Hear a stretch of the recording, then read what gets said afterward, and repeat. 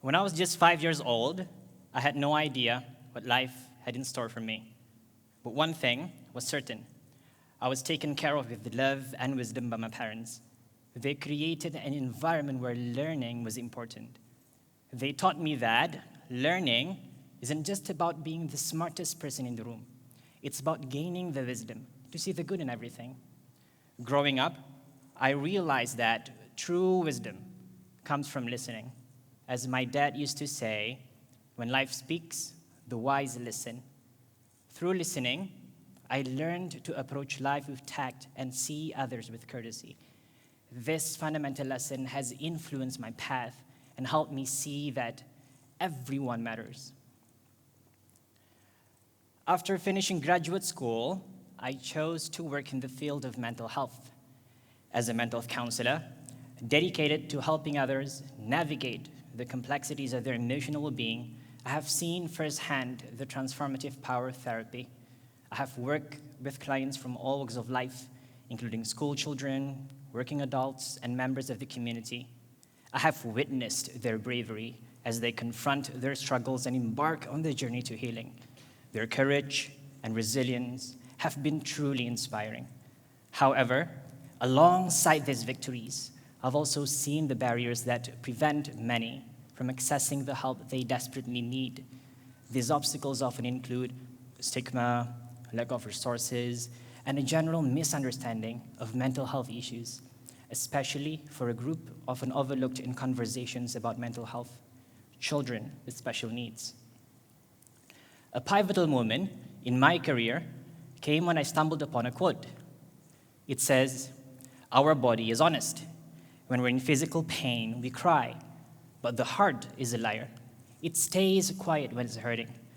This resonated deeply with me because of my nephew who is autistic.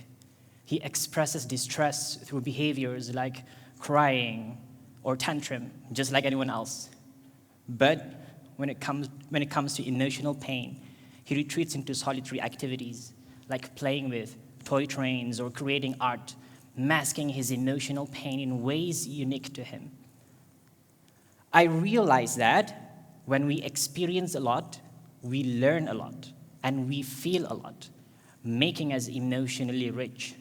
Just like anyone else, we express our emotional struggles, and they can easily be heard.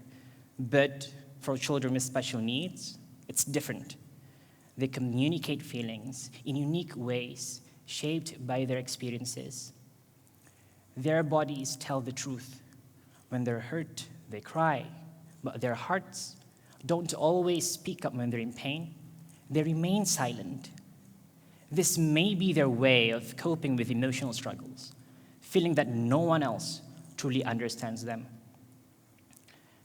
When I was in graduate school studying counseling and psychology, I had the opportunity to conduct 6 months of research at one of the most prestigious schools in the country, focusing on their mental health. What I uncovered was truly eye-opening. Contrary to what one might assume, the most crucial factor for students' emotional and psychological growth wasn't the mastery of study techniques or even meticulous time management or active participation in extracurricular activities. Instead, the real breakthrough came from something entirely different and far more fundamental. It was emotional openness, a state of being not afraid to feel the emotions of others, even when they're highly difficult. I vividly recall a piece of wisdom shared by my mentor, Dr. Hidayah. She said, when we listen, we can see the whole pictures that need to be addressed. People begin to open up the moment they feel heard. This remark underscored a profound truth that no one should be left unheard, especially those with special needs. I agree that we have done much to help them to be part of us, but what have we done to be part of them? Are we even trying to see their world through their lenses? In a society where emotional openness and genuine listening can make all the difference, This realization has profoundly shaped my understanding of one thing, which is inclusivity. It's not just about them becoming part of us, but also for us to become part of them.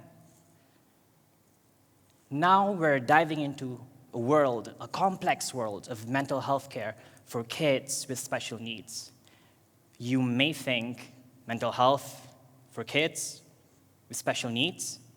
Trust me, this is very important. In society's eyes, we often notice the gestures of children with special needs, but fail to hear their silent screams for help. When their voices go unheard, there's a lack of awareness to address their needs, highlighting a failure of our collective responsibility to make empathy inclusive. I want to highlight this issue because my journey as a mental health professional has provided me with insights into the complexities of mental health. I realized that mental health is not only about the transformative impact of therapy, but also about the importance of breaking down barriers, especially for children with special needs. Now I know you're thinking, because we're all thinking it at the back of our mind, we might say, but we have inclusive education. Yes, we do. And it aims to help them to understand our world. But who is teaching us to understand theirs? We are so focused on teaching them to fit in, expecting them to live, act, and think like us, that we forget on the importance of learning about them, embracing their perspectives, and valuing their emotions.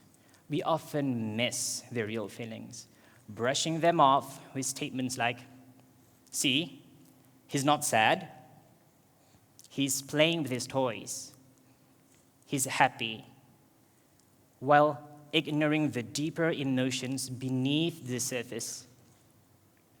So why do we overlook the emotional lives of children who experience the world differently? We must learn to listen beyond words and recognize their unique expressions of emotional pain.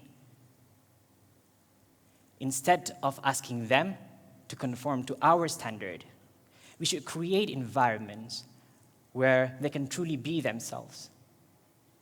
Yes, it will be a challenge, but it's time to shift our focus from changing them to changing ourselves and the world around us. But this is the thing. Even though it is a challenge, it will carry a powerful message. This is not just about getting by. It's about using these challenging times to spark a real positive change that makes the world a better place, a more inclusive and compassionate place. It's about building a world where every child with unique needs, no matter who they are or where they come from, receive the mental health support they deserve. But we cannot stop there. We need to fight for inclusive laws and policies, encouraging everyone to participate in the lives of children with special needs. Our presence is crucial to support them emotionally and psychologically. This is a future where mental health support isn't just a privilege, but a right, where every individual's diversity is embraced and care is equitable for all. We're not just talking about change, we're making it happen, and that's worth cheering for. If we want to keep this momentum going, we need to transform mental health care for children with special needs from a distant dream to a vibrant reality. This means training professionals to see beyond traditional diagnoses, equipping parents with the tools to become their child's strongest advocates, and breaking down barriers in schools, clinics, and communities to create support network as unique as the kids we serve. Imagine a world where every child with unique needs has access to quality mental health care, where they feel understood, valued, and empowered to thrive. This is not just a distant dream. It's a goal we must strive for together. Our mission is to make mental health care inclusive for all children with special needs, empowering them to overcome the challenges they face and valuing the unique strength they have. This is not just a program, it's a movement. I want to end my remark by saying that together, we can make this vision a reality. I believe that we can narrow the gap of mental health care provision and improve the well-being of children with special needs.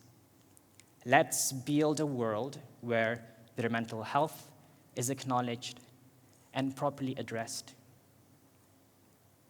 It can be as simple as understanding that the way they express their emotional needs may be different, but by being there for them and making sure they feel heard can make all the difference, because they have feelings too, and they deserve nothing less. Thank you, everyone.